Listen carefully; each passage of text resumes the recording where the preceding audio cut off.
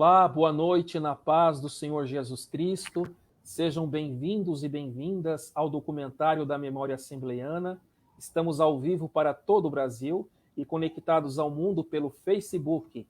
E neste domingo, 31 de janeiro de 2021, o nosso convidado para falarmos sobre o batismo no Espírito Santo é o professor e doutor Clayton Ivan Pommerenning. Ele é doutor e mestre em teologia pelas faculdades Este, graduado em teologia e ciências contábeis, membro do Conselho Geral da Rede Assembleiana de Ensino, articulista e comentarista de lições bíblicas CPAD e autor de livros. Também é diretor e professor de teologia da Faculdade Refidim e do Colégio CEDUC, em Joinville, Santa Catarina, além de editor da Azusa Revista de Estudos Pentecostais e também editor executivo da revista Repaz Sec CGADB. Pastor também auxiliar na Assembleia de Deus em Joinville, Santa Catarina. Professor Clayton, seja muito bem-vindo ao documentário da Memória Assembleiana e, primeiramente, obrigado por aceitar o nosso singelo convite. Boa noite, na paz do Senhor, pastor Éder William, é um prazer muito grande estar aqui com vocês, especialmente para tratar de um assunto tão importante, que nos é tão caro, né, e também estar aí no meio de amigos. O professor Mário Sérgio Santana é um grande amigo nosso, e a gente acompanha também o seu trabalho, pastor Éder, né, e vê que é um trabalho sério, e por isso a gente está muito confortável aqui de estar com vocês, e com muito prazer queremos servir aí todo mundo que está nos assistindo aí com essa conversa que vamos ter hoje.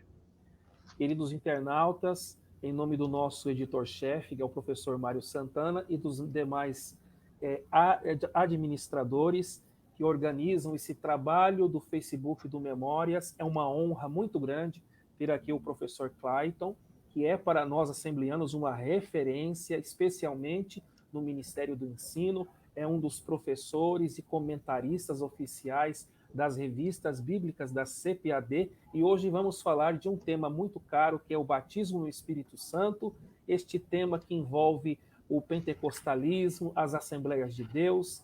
E você que está conectado conosco, participe, deixe o like, o joinha, comente, e se desejar, fique à vontade também para compartilhar esta live. A mesma ficará gravada e depois estaremos disponibilizando para aqueles que não podem assistir ao vivo.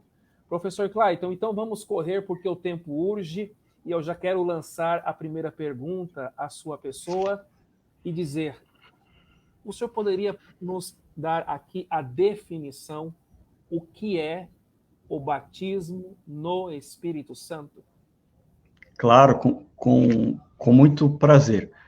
O batismo no Espírito Santo é o que tem caracterizado no mundo todo o ser pentecostal, né? Quando se pergunta o que é ser pentecostal, a primeira resposta que vem à mente são aqueles que são batizados no Espírito Santo. Portanto, é uma experiência ímpar, extraordinária, maravilhosa, impactante, né? Todos os que já experimentaram o batismo no Espírito Santo são testemunhas disso, de como o batismo no Espírito Santo ele causa profundas compreensões, eu diria assim, e consequentemente, por causa dessas compreensões, causa também profundas transformações naqueles que realmente são, de fato, batizados no Espírito Santo.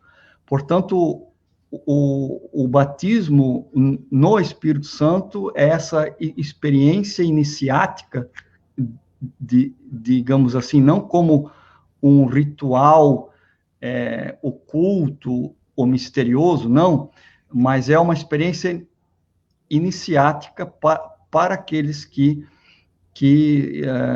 a partir dessa experiência, então, ingressam no que nós chamamos de pentecostalismo. Agora, é bom a gente, junto com essa resposta, explicar um assunto. Existe o batismo no Espírito Santo, né?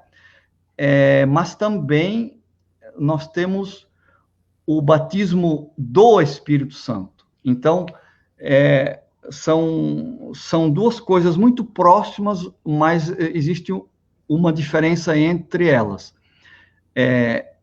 O batismo com o Espírito Santo ou no Espírito Santo é essa experiência iniciática, né, que insere as pessoas dentro do pentecostalismo. E esse batismo no Espírito Santo, então, ele significa que é o revestimento de poder que vem sobre os crentes para a proclamação do Evangelho de Cristo, para a santificação pessoal e também para o serviço, né? E o batismo pelo ou do Espírito Santo é aquela experiência ou aquela maneira que o Espírito tem para vir fazer habitação na vida do crente a partir do momento em que ele aceita Cristo, né? Então, no momento da conversão, todos os crentes são batizados, eles recebem o batismo do Espírito, que é o ingresso no corpo de Cristo, né?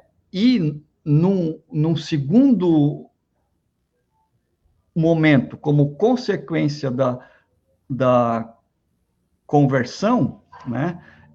E aí pode haver, algumas vezes, um hiato de tempo ou não, esse batismo com o Espírito Santo ou no Espírito Santo, então, é esse revestimento de poder. Só pode receber o batismo no Espírito Santo ou com o Espírito Santo aqueles que tiverem a experiência da conversão primeiro e que já são habitados pelo Espírito Santo, porque foram batizados pelo Espírito no corpo de Cristo. Somente quem faz parte do corpo de Cristo é que é revestido de poder no batismo com ou no Espírito Santo. Então, são duas experiências distintas, né?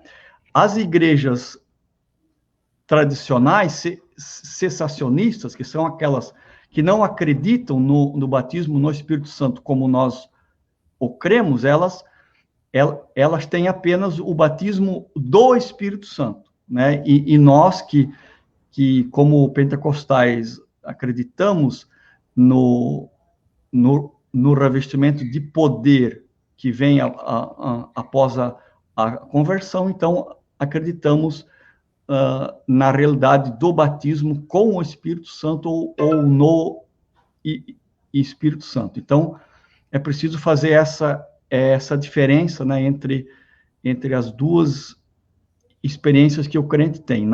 Na conversão, então, ele é batizado pelo Espírito Santo, é o batismo do Espírito Santo, e nesse segundo momento, então, que é a segunda bênção, né, conforme os primeiros pais pentecostais ensinaram, essa segunda bênção, então, é o batismo com o Espírito Santo, ou o batismo no Espírito Santo. Então, batismo do Espírito Santo é a primeira experiência, e batismo com o Espírito Santo, ou no Espírito Santo, é a segunda experiência. Queridos internautas, estamos recebendo o professor Clayton, que está nos trazendo aí um estudo e uma declaração bíblica muito edificante sobre o que é o batismo no Espírito Santo, e ele definiu para nós aí o que é o batismo do ou pelo Espírito Santo, quando o crente ele é introduzido aí, quando ocorre a conversão e essa pessoa ela é introduzida no corpo de Cristo, e a experiência pentecostal do batismo no ou com o Espírito Santo. Olha, professor Clayton, a professora Marina Conhece a professora Marina? Muito, uma amiga muito querida, muito amada. Tá mandando aqui um abraço para o senhor.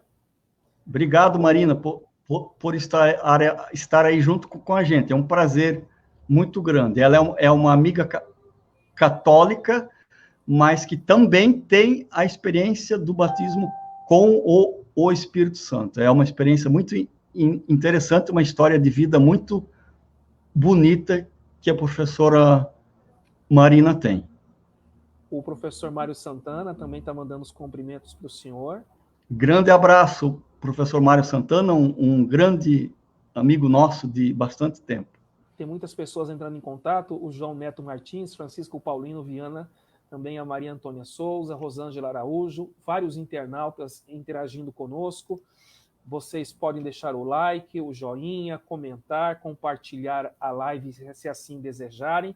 Estamos recebendo o comentarista das lições bíblicas da CPAD, professor Clayton, que está nos falando sobre o batismo no Espírito Santo. Professor, como sabemos que alguém foi batizado no Espírito Santo? A declaração de fé das Assembleias de Deus, ela é bastante clara quanto a isso, né? A definição que a nossa declaração de fé faz é que a pessoa que recebe o batismo no Espírito Santo, ela vai exibir uma experiência inicial ou uma evidência inicial, que é o falar em outras línguas, e uma evidência permanente, que é o amor, né? Então, essas duas coisas caracterizam uma pessoa que é batizada no Espírito Santo, segundo a nossa declaração de fé. Mas existem também algumas correntes teológicas pentecostais que vão dizer que necessariamente a pessoa que é batizada no Espírito Santo, ela necessariamente não precisa falar em línguas, mas ela precisa manifestar algum dom, né? O dom de discernimento de espíritos, dom de cura, ou a profecia, enfim, né? E existe ainda uma terceira corrente, né, de pensamento, que vai dizer que basta que a pessoa batizada no Espírito Santo, ou com o Espírito Santo, ela tenha a evidência do amor. Essa terceira corrente aí, ela é um tanto quanto estranha até, né? Embora o amor sempre seja necessário, óbvio, mas ela foi defendida pela primeira vez por ninguém mais, ninguém menos do que o próprio William Seymour.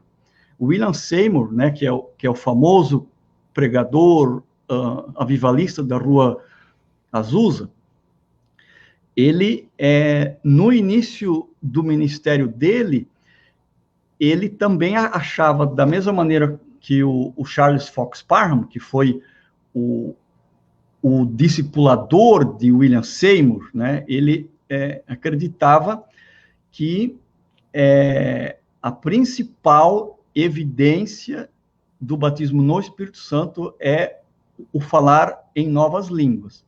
Só que William Seymour, no final do ministério dele, ele disse o seguinte: até digamos, necessário e preciso que a pessoa fale em outras línguas, mas não necessariamente ela precisaria falar em outras línguas. Mas a característica principal de que a pessoa foi batizada no Espírito Santo é que ela teria obrigatoriamente que manifestar o amor de Deus na sua vida, especialmente nos relacionamentos uns com os outros, né? Então, ele afirmava que a principal evidência do batismo no Espírito Santo é a prática do amor. Mas eu volto aqui a repetir, a grande maioria dos pentecostais, e especialmente aqui no Brasil, conforme a nossa declaração de fé diz, é que a evidência inicial, então, é o falar em outras línguas, e a evidência contínua é a manifestação do amor. Queridos internautas, estamos recebendo o professor Clayton, que está nos falando sobre o batismo no Espírito Santo. Temos várias participações aqui de irmãos internautas que estão compartilhando, comentando, deixando aqui as suas indagações. Professor Clayton, tem um comentário aqui que eu queria pedir a gentileza da sua explicação, que é o João Honorato. Ele está pedindo aqui uma orientação sobre a questão do selo do Espírito. Ele escreveu assim, o batismo do Espírito Santo é também chamado o selo do Espírito? O batismo do Espírito Santo se pode ser chamado também como selo do Espírito? Nas igrejas tradicionais, que são cessacionistas, o selo do Espírito Santo é o mesmo que o batismo do Espírito Santo. Então, o crente, quando ele se converte, imediatamente, como eu explicava antes, ele recebe o batismo do Espírito, e nesse batismo do Espírito ele também recebe o selo, né? Mas, segundo a teologia pentecostal professada por nós, o selo do Espírito é o batismo com o Espírito Santo, ou o batismo no Espírito Santo, que é evidenciado, então, como nós já dizíamos há pouco, pelas línguas, como evidência inicial, e a evidência permanente, que seria o amor. Professor, eu vou ler um versículo da Bíblia, e em cima do versículo eu vou fazer a pergunta para o senhor. É Mateus, capítulo 3, e versículo de número 11. Mateus, capítulo 3, verso 11. Eu, em verdade, vos batizo com água para o arrependimento, mas aquele que vem após mim é mais poderoso do que eu. Não sou digno de levar as suas sandálias. Ele vos batizará com o Espírito Santo e com fogo. Professor, o que significa o termo fogo quando João Batista disse que Jesus batizaria com o Espírito Santo e com fogo? Porque nós pentecostais temos a mania de falar, né, culto de fogo, pregador de fogo, né? Aquela irmã cantou um hino de fogo. Essa questão da metáfora do fogo, ela é muito presente no contexto assembleiano. O senhor poderia explicar um pouquinho para nós qual é a associação desse fogo aqui no batismo com o Espírito Santo, conforme Mateus 3,11?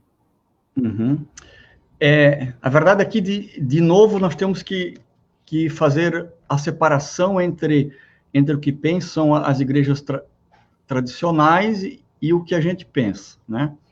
As igrejas tradicionais sempre vão associar fogo ao juízo, né? Então, elas vão dizer que quando João diz, ele vos batizará com o Espírito Santo e com fogo, né? Ele está fazendo duas experiências distintas, que é o recebimento do batismo no Espírito Santo, e também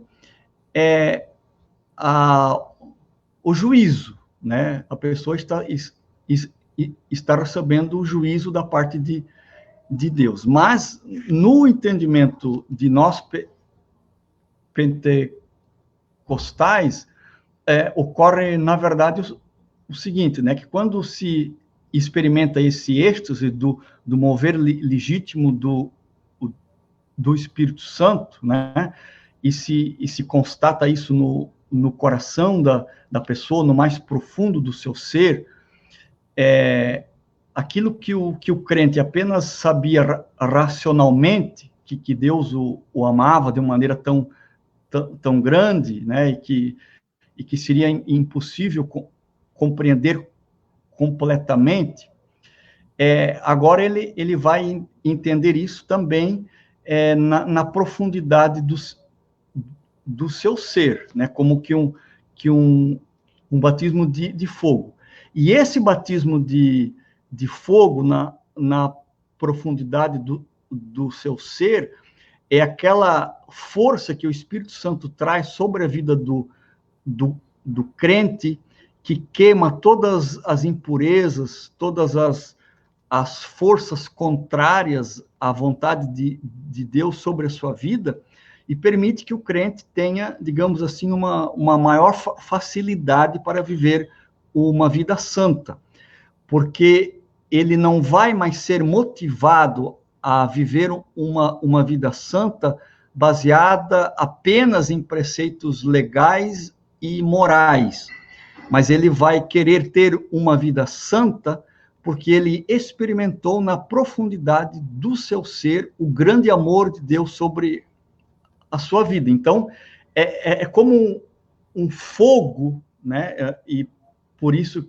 que Batista usa essa palavra fogo, porque justamente esse fogo ele queima as impurezas e tem o poder de criar no mais profundo do coração do ser humano que recebe o batismo no Espírito Santo, essa força imensa que o fogo também representa, né? A gente sabe que o fogo é algo praticamente incontrolável, né? Para debelar o fogo precisa de muitíssima água ou gás carbônico ou coisa assim. Então é uma força enorme que a natureza tem, representada pelo fogo. Logo, o batismo de fogo é essa força interior extraordinária produzida pelo Espírito Santo, que vai purificando a vida do crente e lhe dando essa habilidade sobrenatural para, a partir do conhecimento do amor de Deus sobre a sua vida, da compreensão no mais profundo do seu ser, do amor de Deus sobre a sua vida, ele querer ser tão grato a Deus que ele vai manifestar uma vida santa. É por isso que um dos profetas disse o seguinte, que Deus escreveria nas tábuas do coração humano as suas leis, ou seja, num coração humano que o próprio Deus escreveu a sua lei no coração, essa pessoa ela será muito mais propensa a obedecer, né? Por quê? É justamente a representação desse fogo que queima no mais profundo ser e que proporciona a purificação, a compreensão e a obediência àquilo que a palavra de Deus diz. Professor Clayton, o nosso amigo Mário Santana, ele está pedindo a gentileza de uma explicação. Ele diz assim para o senhor: professor Clayton, no início havia umas polêmicas sobre batismo no Espírito Santo, segunda bênção ou terceira bênção. O senhor poderia nos falar sobre isso? Claro. Nós antes já falamos sobre a vida do Charles Fox Parham, né, e também do William Seymour. Então, o Charles Fox Parham ensinou para William Seymour as três bênçãos. Isso é uma modificação que o Charles Fox Parham fez da teologia wesleyana, portanto, metodista, da primeira e da segunda bênção. Então, a primeira bênção seria a conversão, a segunda bênção seria a santificação, né? Isso segundo a doutrina metodista, e a terceira bênção, então, né, essa compreensão que era do Parham e também absorvida pelo William Seymour, a terceira bênção, então, seria o batismo no Espírito Santo. E justamente nessa ordem, né? Primeira conversão, como primeira bênção, segunda bênção a santificação, e a terceira bênção, então, o batismo no Espírito Santo, ou com o Espírito Santo. Aí teve um terceiro elemento do movimento pentecostal inicial, que se chamava Durham, né? O sobrenome dele era Durham. E o Durham, ele recebeu o batismo no Espírito Santo na Rua Azusa, com o William Seymour, e era um pastor batista, esse Durham, e ele, então, começou a trabalhar junto com o William Seymour na Rua Azusa. E ele começou a discordar de William Seymour sobre primeira, segunda e terceira bênção. Ele disse o seguinte: ora, no momento da conversão, o crente, ele já passa a ser santificado, ou a ser santo, porque ele já ingressou, a partir da conversão, ele já ingressou no corpo de Cristo. Ele chamou essa teoria dele de a obra consumada de Cristo. Por quê? E é justamente a maneira como nós, pentecostais aqui do Brasil, cremos, de que a pessoa aceita Jesus, imediatamente ela é perdoada e se torna santa, né? Nós estamos aqui falando da santificação como ingresso no corpo de Cristo. Não estamos falando da santificação processual que se dá durante toda a vida do crente, né? Então, são duas formas de santificação que o crente tem.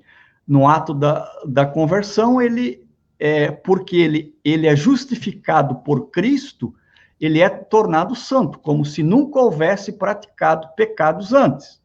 Só que a gente sabe que a gente ainda vive sob a condição de pecados. E por isso, então, a santificação também é um processo durante toda a vida do crente, né? Então, essa obra consumada de Cristo, que é defendida pelo Durham e também por nós aqui no Brasil, a primeira bênção, ela é composta, então, pela conversão e santificação juntas. Então, é diferente já da compreensão de William Seymour, que entendia como processo separado, chamado de primeira e segunda bênção. E o Durham disse que, como a primeira bênção está embutida tanto a conversão quanto a santificação, a segunda bênção, ela é o batismo no Espírito Santo. Então, ele elimina as três bênçãos iniciais professadas pelo William Seymour e adota apenas as duas, porque aquilo que William Seymour compreendia como primeira e segunda bênção, Durham embute em uma única bênção, que é a conversão e santificação como processos que se dão juntos, né? E a segunda bênção, então, é o batismo no Espírito Santo. E é interessante porque quando Gunnar Wingren recebe o batismo no Espírito Santo, diferente do que muita gente pensa, ele não recebeu o batismo no Espírito Santo na Rua Azusa. Ele recebeu em Chicago com esse pastor Durham, né, que rompeu por causa dessa diferente compreensão do William Seymour. Ele, então, estabelece a sua congregação em Chicago, e é em Chicago que o Gunnar Wingren tem contato, então, com o batismo no Espírito Santo, compreende da mesma maneira que Durham, né, primeira bênção como conversão e santificação, segunda bênção como batismo, e traz isso aqui pro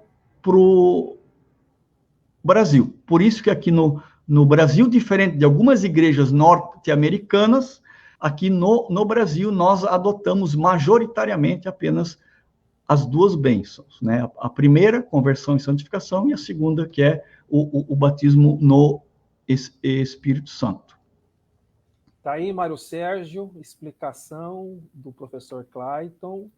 E, professor, é possível alguém ser cheio do Espírito Santo e não ser batizado no Espírito Santo? É possível? Olha, nós pentecostais, né, nós entendemos de uma maneira muito clara, assim, que o enchimento do Espírito Santo se dá a partir do batismo no Espírito Santo. Seria praticamente impossível alguém ser cheio do Espírito Santo sem primeiro ter sido batizado no Espírito Santo. Mas o apóstolo Paulo, ele mostra a possibilidade de mesmo crentes batizados no Espírito Santo não estarem tão cheios assim do Espírito Santo. Por isso é que ele diz lá, numa das suas cartas, ele diz, não vos embriagueis com vinho em que há contenda, mas enchei-vos do Espírito. Ou seja, aí não é tanto digamos assim, uma dádiva que o Espírito Santo dá, mas é um trabalho conjunto daí, de interesse do crente que quer ser cheio do Espírito Santo, dele buscar ser mais cheio do Espírito Santo. Mas, volto aqui a repetir, nós, pentecostais, entendemos que isso sempre será consequência do batismo no Espírito Santo. Só pode ser cheio do Espírito Santo o crente que também tiver sido batizado no Espírito Santo, e para continuar sendo cheio, ele precisa buscar sempre de novo este enchimento, porque as circunstâncias da vida, os embates, os problemas, enfim, as várias coisas que a vida apresenta, causam a possibilidade de um esvaziamento do Espírito Santo. Aí sempre, de novo, o crente vai buscar essa experiência do batismo, aliás, essa experiência do enchimento no Espírito Santo, ou com o Espírito Santo. Amém. Queridos internautas, estamos recebendo o professor Clayton, está nos trazendo aqui o tema tão relevante para nós pentecostais, especialmente assembleianos, o batismo no Espírito Santo. Participe conosco, tem muitas pessoas aqui deixando seus comentários, deixando o seu like e também compartilhando. Professor, eu vou ler aqui 2 textos em Atos dos Apóstolos. O primeiro texto que eu farei a leitura é capítulo 1 de Atos, verso 5, que diz assim: porque, na verdade, João batizou com água, mas vós sereis batizados com o Espírito Santo não muito depois destes dias. Vou ler também Atos 2, verso 4. Atos 2, versículo 4. E todos foram cheios do Espírito Santo e começaram a falar em outras línguas, conforme o Espírito Santo lhes concedia que falassem. Professor Clayton, explique para nós, por gentileza, sobre as línguas faladas em Atos 2, se ali é de fato uma prova bíblica do batismo no Espírito Santo, porque Atos 1, verso 5, Jesus ele diz que o batismo com o Espírito Santo ocorreria não muito depois desses dias. Passaram-se alguns dias e os discípulos no cenáculo estão falando em outras línguas. Esse texto e o contexto de Atos 2 seria de fato uma prova bíblica do batismo no Espírito Santo, professor? Ali nesse texto aí que o irmão leu, né, nós pentecostais consideramos como o evento fundante e paradigmático até do batismo no Espírito Santo. É interessante porque esse texto ele é revelador quanto a algumas coisas muito interessantes. No sentido de que a manifestação do Espírito se deu num clima de comunhão, né? Havia uma uma intensa busca e desejo deles de receberem o batismo no Espírito Santo, né? Quando o Espírito Santo veio, ouviu-se um som como de um vento forte, né?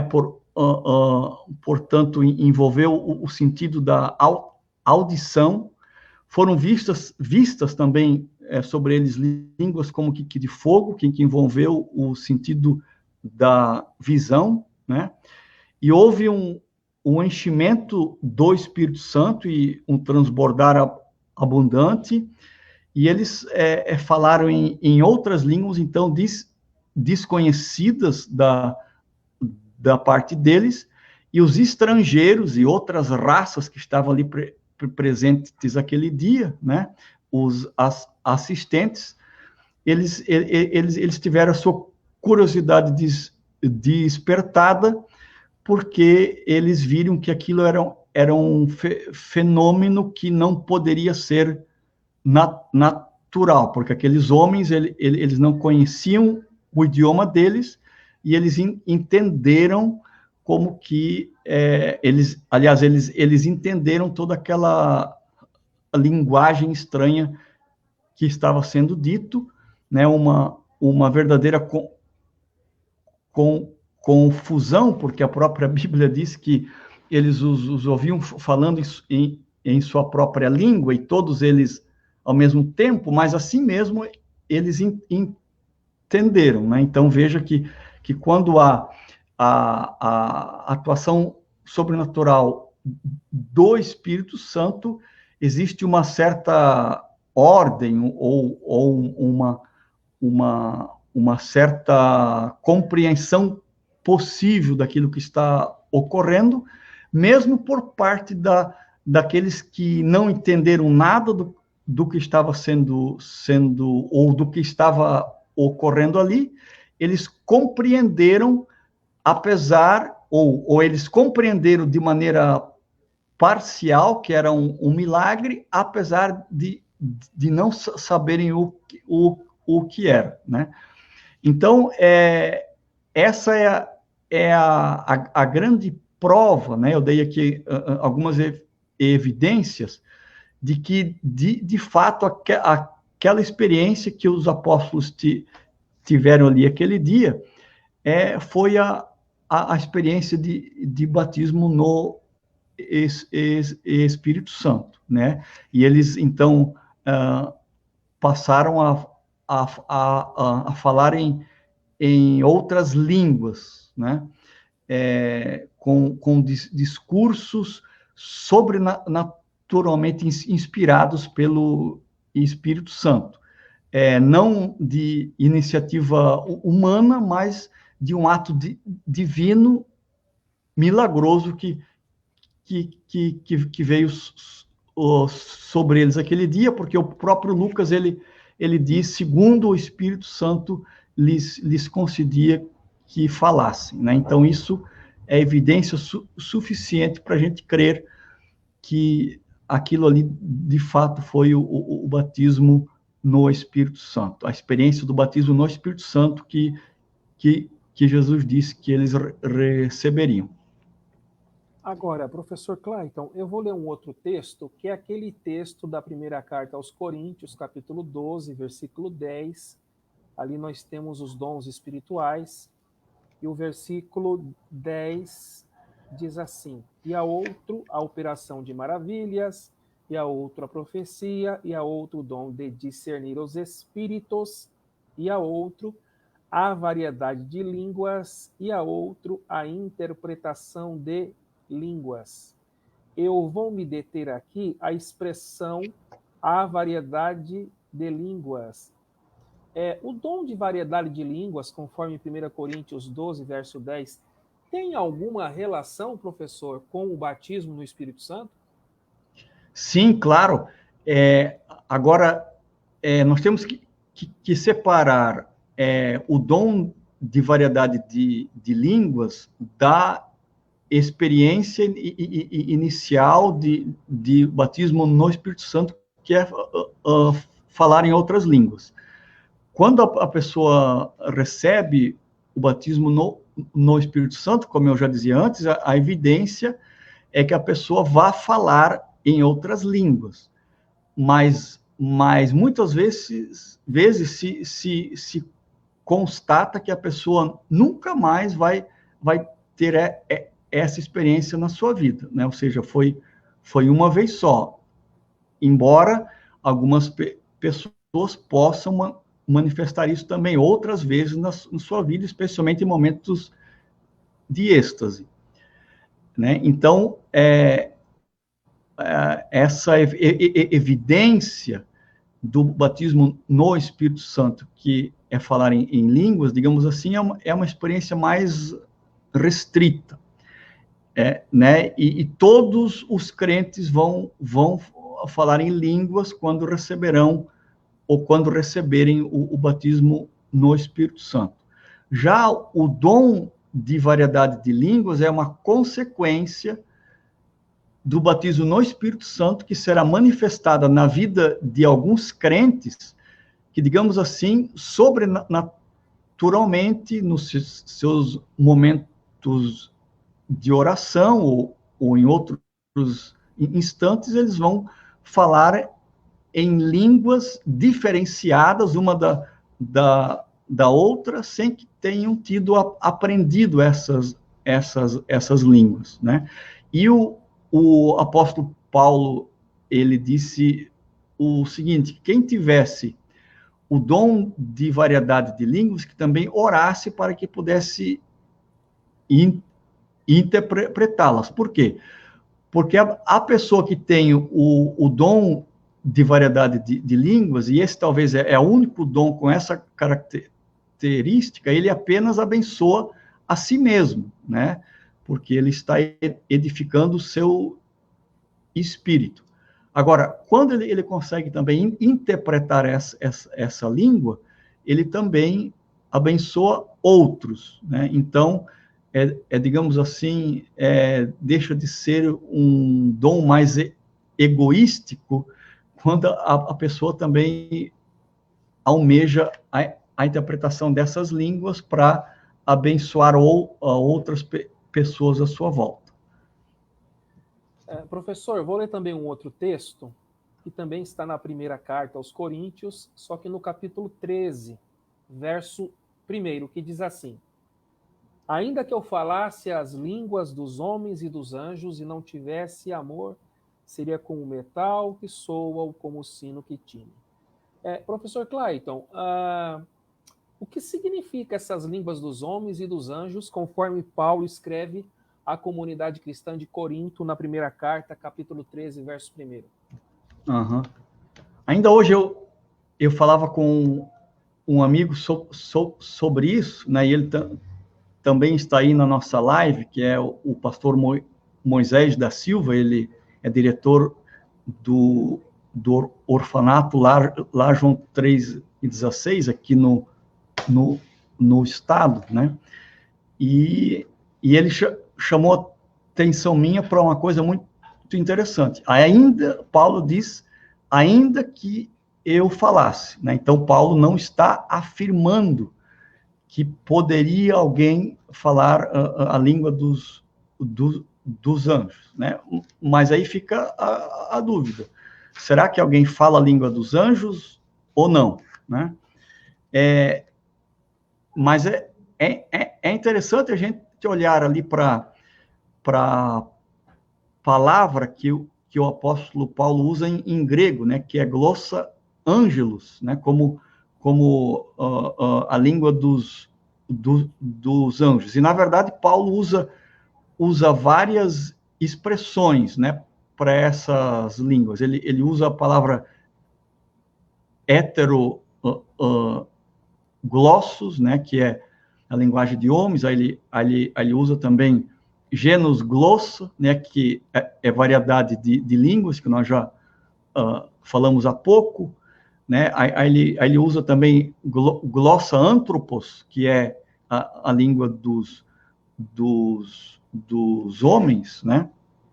Mas o que está aqui presente sempre é a palavra glossa, no sentido de que a linguagem humana, ela expressaria alguma coisa, né?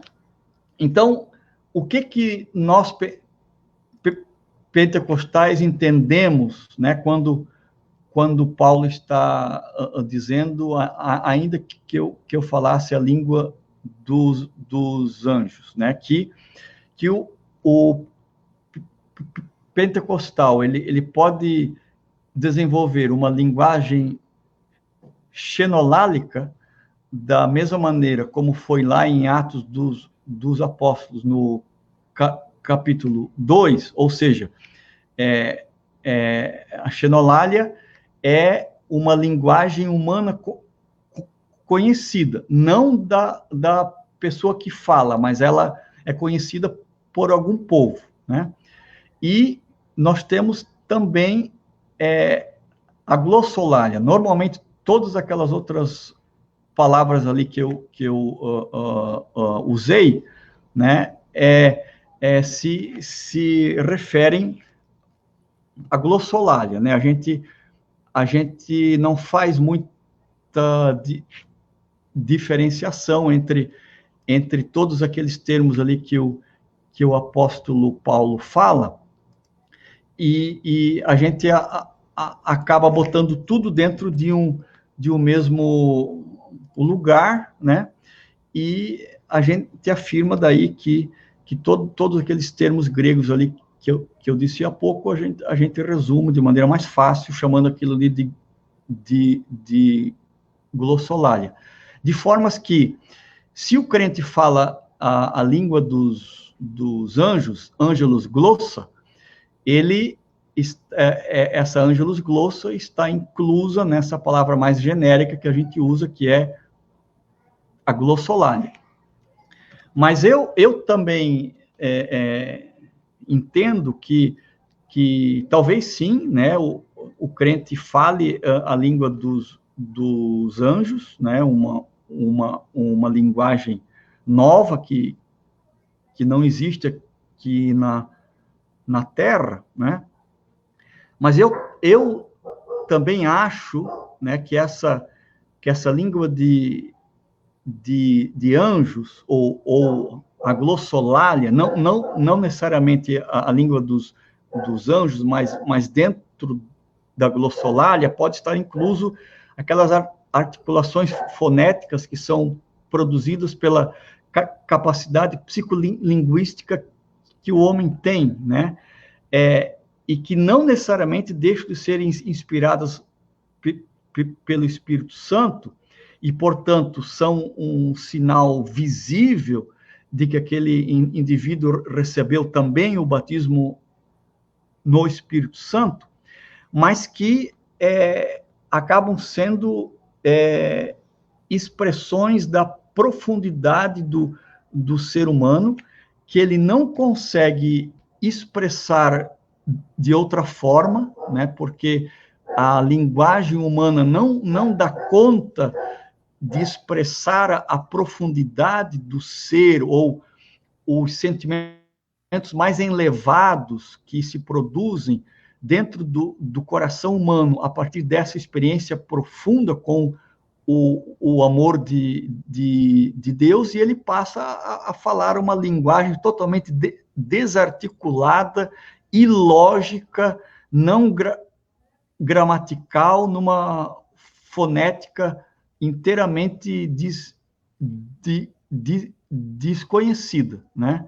E aí, necessariamente, não seria nem linguagem humana, ou uma linguagem humana que se fala aqui na Terra, e nem a língua dos anjos, mas seria uma expressão desconexa, da mesma maneira que uma criança que está muito feliz, né, nos braços da sua mãe, ela balbucia algumas sílabas que não tem como a gente dizer exatamente o que é, mas que expressam a máxima potência da capacidade que aquela criança tem para expressar alguma coisa. E da mesma forma, eu entendo que o ser humano, quando tocado nessa profundidade do seu ser, né?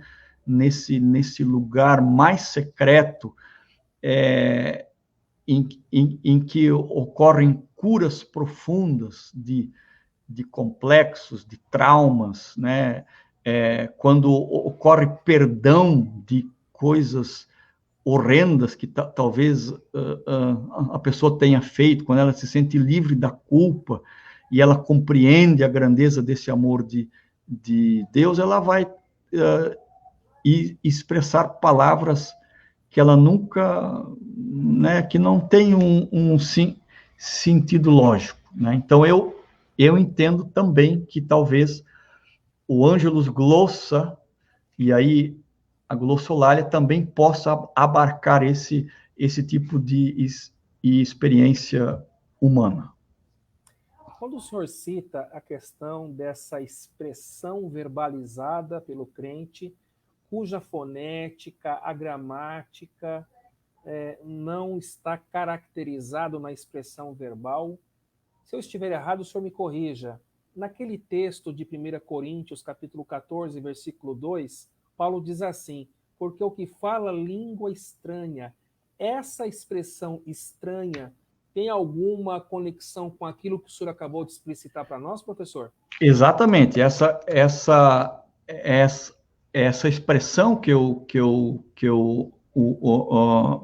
usei, ela tem exatamente essa conotação de estranha, né? Que no grego é heteros glossa, ou seja, heteros aqui no sentido de algo estranho, outro, né? Uma outra coisa que não aquilo que é meu, né? Por isso, heteros glossa. E Marcos usa também uma expressão que é parecida com essa, que é kainos glossa, que é novas línguas, né? É a expressão que o Marcos usa. E aqui no sentido de novas, de novo, a gente precisa crer que não tem nada a ver com algum idioma conhecido na Terra, mas é uma coisa criada ali no momento pelo crente, né?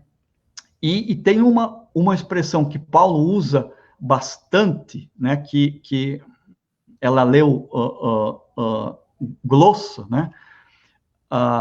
Aqui o laleuglosса quer dizer falar em outras línguas, né? E Paulo aqui ele não define exatamente, né? E essa palavra grega dá margem a isso de não definir exatamente se isso seria num idioma humano ou algum idioma que não existe, né? Então veja que existe um espaço bem interessante na Bíblia para a gente pensar nessa linguagem totalmente desarticulada, ilógica, não gramatical, que não está expressando nada compreensível, mas que, na verdade, expressa toda a profundidade do ser humano. Professor Clayton, nós estamos no grupo aqui do Facebook do Memórias das Assembleias de Deus, que tem por objetivo resgatar a memória assembleiana desde sua fundação, ao longo dos anos e até a nossa contemporaneidade. E o senhor já falou para nós da experiência pentecostal de Gunner Wingre em Chicago. Os assembleianos também sabem da história de Celina Albuquerque, batizada com o Espírito Santo. Eu queria perguntar para o senhor, porque os missionários suecos, eles pregavam aquela mensagem que tinha como mote Jesus salva, Jesus cura, Jesus batiza com o Espírito Santo e Jesus voltará. No que tange a expressão Jesus batiza no Espírito Santo, qual a importância desse mote, dessa mensagem, pregada inicialmente pelos missionários suecos e depois pelos seus sucessores, sobretudo, professor, para o desenvolvimento das Assembleias de Deus no Brasil, para o fomento, a expansão e o crescimento das Assembleias de Deus no Brasil. Jesus batiza no Espírito Santo. Como que o senhor enxerga essa expressão dita pelos pioneiros e, consequentemente, o resultado disso para o crescimento das Assembleias de Deus? Eu diria assim que essa foi a expressão-chave principal deles, o motor principal que moveu milhões, e ainda move, né, milhões de crentes pentecostais por esse Brasil a evangelizarem, fazerem missões e servir. Essa frase, né, ela foi repetida, foi estudada, foi conversada, foi vivida na prática por milhões de crentes. E a partir dessa experiência, não só como uma frase dita, mas também como uma experiência de vida, muita gente foi impactada de maneira profunda, né?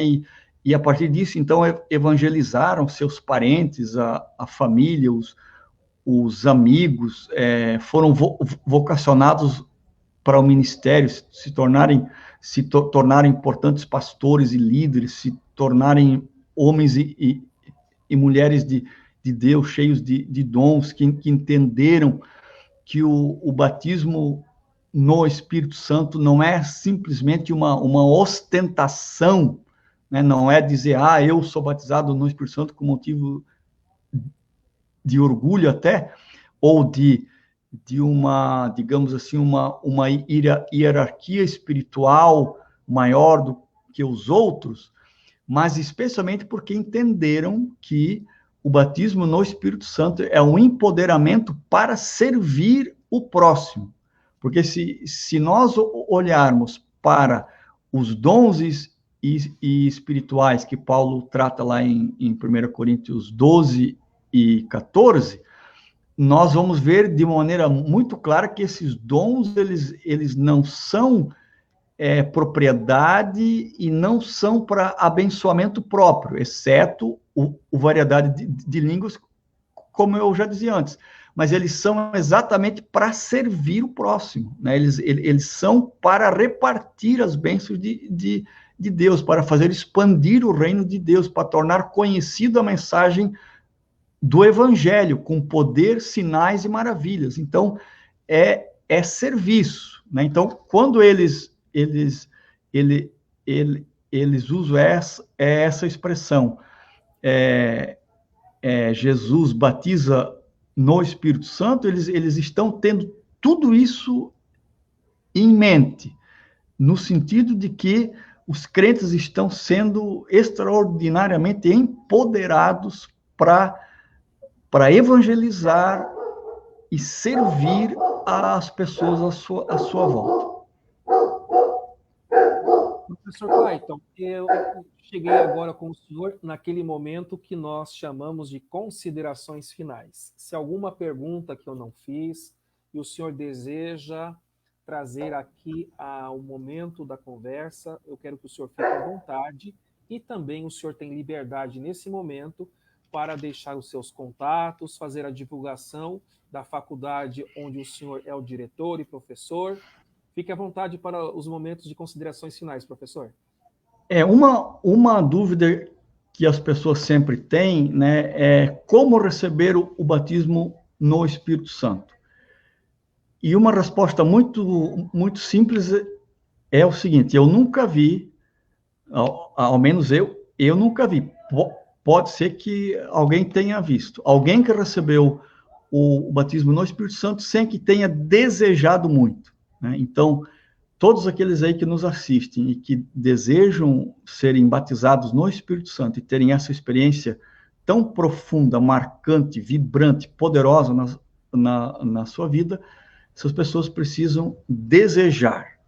E se não existe o desejo, é bom começar a orar para que o Espírito Santo acenda, ou coloque no coração dessa pessoa esse desejo tão importante que é ser batizado no Espírito Santo.